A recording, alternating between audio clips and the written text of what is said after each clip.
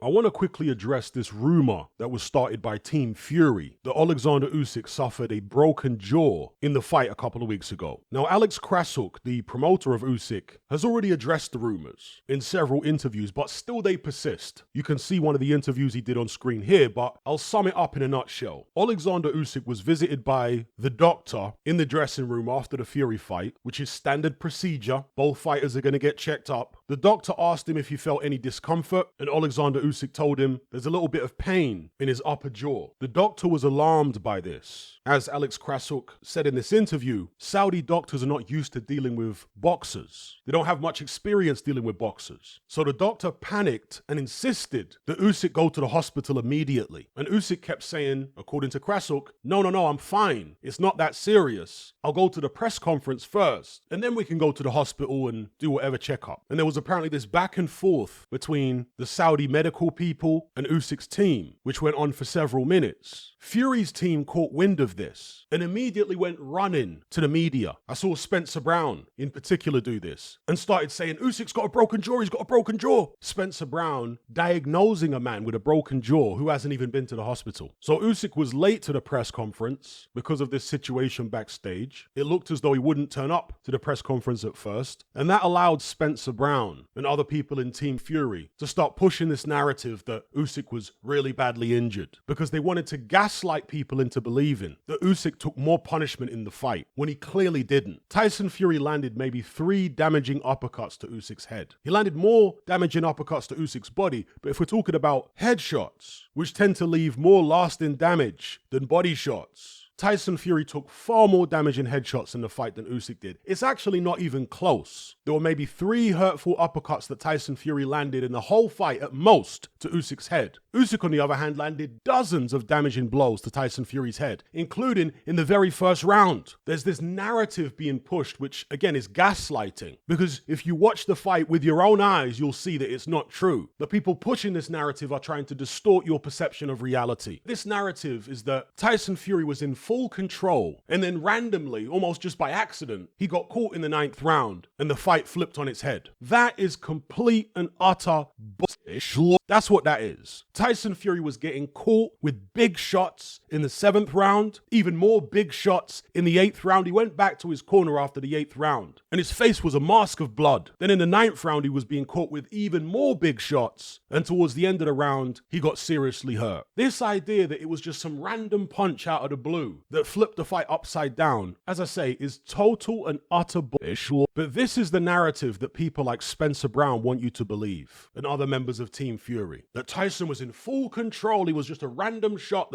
No, the fight started to turn in round 7. Why? Because Tyson Fury was knackered. That's why. Because the body shots from Usyk were slowing him down. Usyk had been landing those body shots since the first round. And as Tyson Fury began to slow down from the body shots, he started getting hit more to the head. It's not rocket science, folks. And that culminated with him being seriously hurt in the 9th round. It didn't come out of the blue at all. Tyson Fury is quite good at disguising his fatigue. Probably better than Usyk is at disguising fatigue and distress. Tyson Fury is actually a master of deception, both in and out of the ring. And by extension, his entire team have become agents of deception. That's what they're all about, these people. And so back to the whole broken jaw rumor. Usyk went to the hospital, got checked out. According to Alex Krasuk, there was no broken jaw, came back and attended the press conference. Now, I can't guarantee you that Usyk doesn't have maybe a hairline fracture in his jaw or something like that. There's no evidence that he does, but I can't guarantee you that he doesn't. But if he has any type of fracture to the jaw, it's so minor, it's so mild, that it clearly doesn't require him to have his jaw wired shut, because that's the standard treatment when somebody suffers a fractured jaw. Don Charles had his jaw broken by David Haye back in the days during that press conference brawl. He had to have his jaw wired, and he lost something like 40 pounds in a month because he could only consume liquids due to his jaw being wired shut. There's been numerous videos online that show Alexander Usyk, not just in the press conference after the fight, but in what looked like a hotel suite or somebody's home, and he was talking and acting normally. Tyson Fury's team wanted to gaslight the public into believing that Usyk took more damage than Tyson Tyson Fury did, in order to sell you the idea that maybe Tyson Fury deserved to win the fight. These people are so deceitful, it's unreal. Even in defeat, Tyson Fury and his team are still managing to mislead people. I saw a video on Vidal Riley's channel. It was Vidal and this guy he makes videos with talking about the Usyk Fury fight. And both of them were in complete agreement that Tyson Fury wins the rematch because, in their view, Usyk won't be able to rise to the same level again because the first fight took too much out of him. I find that viewpoint absolutely astonishing. It's as if people are blind to the punishment that Tyson Fury took in the fight. Let's follow the logic. There are some people who say that the Wilder trilogy took a lot out of Tyson Fury. Well, Fury was never hit as much in the Wilder trilogy as he was hit against Usyk. Nor was he ever hurt as badly. He was dropped, yeah, but we never saw him stumbling around the ring, totally out of it, with a look of fear in his eyes. Furthermore, after the fight, in the ring when Tyson Fury was interviewed, he was so out of it that he wished everyone a happy new year. Folks, the fight happened in May. Tyson Fury was displaying symptoms that are consistent with brain trauma. And just to be clear, concussion is a form of brain trauma. It's a form of brain damage. Look it up. And there are various symptoms, one of which is confusion. Tyson Fury literally didn't know what month it was. Usyk wasn't saying weird stuff. He knew what month it was. Why? Because he didn't take anywhere near as much punishment to the head as Tyson Fury did in the fight. So while Usyk possibly could be carrying some lasting damage from that contest, the likelihood is that Tyson Fury is carrying even more damage. And the worst type of damage you can suffer in boxing is obviously neurological damage. The Fury team are clutching at straws here, up to the old tricks of deception and gaslighting, trying to con the fans and to some extent, maybe even con themselves. Now, what I'm about to say might sound a bit strange to a lot of you. I'm going to come across a little bit like Chris Eubanks Sr. here, but unfortunately, in most areas of human society, people and organizations are able to hide behind lies. They say that money makes the world go round. No, it doesn't. Lies make the world go round. The foundation of this world is built on deceit and lies. But one of the few areas where lies get consistently exposed, where deceivers get consistently found out, is in a boxing ring. The boxing ring is a truth machine. If you're a liar, if you're a deceiver, if you're a fraud, and you go into that boxing ring and fight the best, you'll get found out. You'll get exposed. Obviously, some fighters avoid doing that. Tyson Fury avoided doing that for several years. But if you eventually get in there with the best, the truth will out. The truth about who you really are as a fighter and as a person. Tyson Fury is an extremely deceitful person, at least within the realm of boxing. In Tyson Fury's personal life, I know a lot of people are really fond of him. Other boxers, sparring partners, so on and so forth. He obviously has something magnetic about his personality that draws people to him. But in the arena of boxing, in his role as a boxer, he's extremely deceitful. Perhaps the most deceitful boxer I've ever seen. In Alexander Usyk, he came up against his polar opposite. A fighter, again, I'm not talking about Usyk the person because I don't know him as a person outside of boxing, but in his role as a boxer, Usyk is as honest and as true as they come. There's no messing about with this guy. There's no lying with this guy. There's no ducking and dodging fights, swerving people, and then claiming that the guy swerved you. There's none of that with Alexander Usyk. This guy has been on job from day one, fighting top guy after top guy after top guy after top guy after top guy, ran through the cruiserweight division, moved up to heavyweight, couple of fights to get attuned to the weight class, then he's straight in with Anthony Joshua. After he fights Joshua, he's chasing down Tyson Fury. Fury don't want it, runs around for a couple years, Usyk fights his mandatory and Daniel Dubois in the meantime, then he's back on Fury again. This guy's on smoke. He's not playing games. When he says he wants to fight you, he means it. Again, the polar opposite of Tyson Fury. And so I say to Fury and his team and his fans, the only way that Tyson Fury could ever beat Alexander Usyk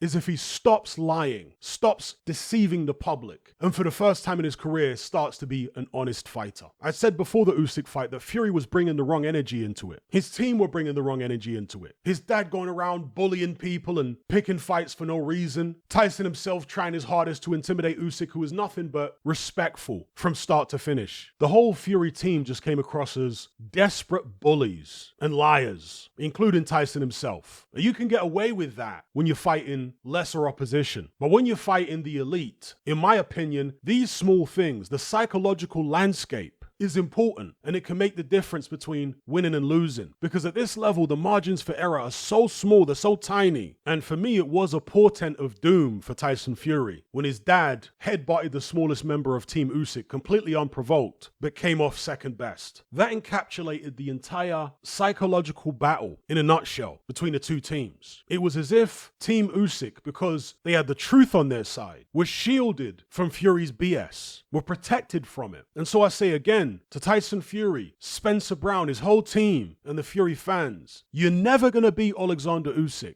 if you continue with this deceit that you've been carrying on with for all these years. The lies, the gaslighting. It's not going to work. You have to come to this fight with honest intentions, with a pure heart, if you're going to beat this man. I'm not even sure if Tyson Fury's capable of that at this stage. But if he is, then that's what he needs to do. That's the necessary mental and spiritual space that he needs to be in order to get revenge. You need to approach the fight honestly and fight honestly this time. None of that silly showboating. Yeah, it conned a few people and maybe a couple of the judges first time around. But the cat's out the bag now. People are going to be watching for Tyson Fury's showboating in the second fight with the understanding that he does it to try and distract you from what his opponent is actually landing and the good work his opponent is actually doing. He's playing psychological games not only on his opponent, but actually in this case mainly on the audience, on the viewers, on the judges. Because I don't think Tyson Fury really believed by the time he got in the ring with Usyk that the psychological games would work on him. I picked Usyk to win the first time by decision. The more I think about this fight, if this rematch goes ahead, the more I think that unless Fury corrects his mental and emotional approach, he's going to get beat even worse in a rematch than he did in the first fight. Maybe even stopped within 8 rounds. Alexander Usyk is a pure athlete. He's somebody who is absolutely obsessed with boxing. If anyone's going to be back in the gym right away, it's going to be Alexander Usyk, not Tyson Fury. Usyk's not the guy who blows up massively in between fights. That's Fury. That's not happening by accident, folks. That's happening because he's sitting on the couch eating pizzas and sweets, watching television and slobbing out for weeks and months on end. Alexander Usyk does none of that. This guy's immediately analyzing fight footage, where he went wrong, what he needs to correct, straight away doing the drills in the gym. This is what he's like. He is absolutely meticulous, this guy. He's obsessed with getting better, correcting mistakes. He has that kind of mind. And Derek Chisora actually picked up on this in the 10 days or so leading up to the Fury fight. In fact, I think it was on Fight Week where Derek Chisora said that he spent some time with Usyk, and he said he realized that Usyk was actually far more crazy than Tyson Fury. And he explained that what he meant by crazy is that Usyk, while he was in Saudi Arabia, was out cycling in the scorching midday heat, dozens of kilometers. This is not a guy that has to make weight. This is a heavyweight fight. But he's out there in the scorching hot desert heat, and he's cycling dozens of kilometers on Fight Week. And Derek Chisora said to himself, wow, this guy's actually crazy. This guy's nuts. He's sick in the head. Who does that? This is the guy that you're dealing with in Alexander Usyk. He's not a normal man. He will be obsessively pouring over tape at that first fight and making the adjustments now. He's not going to wait until 2 months out at the start of camp. No, he's making the adjustments now. He's starting to do the drills for that now. And outside of those 4 rounds in the middle of the fight, rounds 4, 5, 6, 7, Usyk really didn't get hit with any damaging blows at all. 4, 5, and 6 were Fury's best rounds, particularly the 6. 7 was actually an Usyk round, but Tyson Fury did land a damaging uppercut. But as I say, outside of those 4 rounds, Usyk wasn't taking any damaging head punches. But Fury was. Usyk was landing damaging punches for 8 rounds. Fury was only landing damaging punches for 4 rounds. Based on that, what makes you think that Tyson Fury is going to have more success in a rematch? Usyk is going to look at those 4 rounds in the middle of the fight and he's going to say, I'm not going to let that happen again. And he knows what to do. Does Tyson Fury know what to do? In his heart of hearts, he knows that boxing on the back foot is not going to work. It didn't work first time. Boxing on the back foot allowed Usyk to break him down. But the thing is, he did it. He boxed on the back foot, in my estimation, out of fear. Not fear of Usyk necessarily, but fear that he might run out of gas if he engaged Usyk on the front foot. Because fighting Usyk on the front foot as a means of being energy efficient seems counterintuitive. Surely on the back foot is where you can peck and poke and slip and slide and get away with throwing less. But no, Usyk is a master of breaking guys down who try and box like that. The way you get to him is on the front foot, because on the front foot, you're going to force Usyk to move more than he wants to move. You're going to have him thinking more about defense than offense. And as a result of that, his punch output will come down. And if his punch output comes down, then you don't have to throw as many punches to match him. But perhaps Tyson Fury is so worried about his punch resistance at this stage that he wasn't confident enough to do that. Because of course you always run the risk of walking into one if you're coming forward, maybe even walking into one early. And when you're coming forward, it doubles the impact of a shot. But there's no risk without reward, my friend. You're not going to fiddle and kid and deceive your way to a victory against Alexander Usyk. It's not going to happen. You're in there with an elite fighter who's honest and who's true. You need to come better than that. You're going to have to meet him head on. You're going to have to embrace the truth of the situation. Confront it. Only then can you put yourself in a position to beat this man. This is much more than just a physical battle. It's a spiritual battle. And Alexander Usyk won the spiritual battle first time around. If Tyson Fury doesn't make the necessary adjustments in that department, then he might as well forget about it. Same goes for his whole team. If they don't make that adjustment, Tyson Fury, I'm telling you now, is going to get beat worse in a rematch. He'll end up getting stopped inside 8 rounds. Anyway, I said this would be a short video, ended up being a very long video. Hopefully you guys enjoyed it nonetheless. Leave me your thoughts in the comment section below. And just to let you know before I go, my post-fight reviews for Craig Richards versus Willie Hutchinson, Ray Ford versus Nick Bull, Hamza Shiraz versus Amma Williams, and Dimitri Bivol versus Malik Zanard are all up on my Patreon page right now. Just download the Patreon app from the Play Store or the App Store, head on over to my page and select the tier called the Boxing Brotherhood. That's where you'll find all my exclusive boxing content. There's all sorts on there, including film study, where I analyze video footage of various fights and what have you. We've also got a members chat over there. There's no contract, no commitment. You can cancel at any time, just like Netflix, but it's a hell of a lot cheaper. All the relevant links are in the description box below. So yeah, get clicking and I'll catch you over there.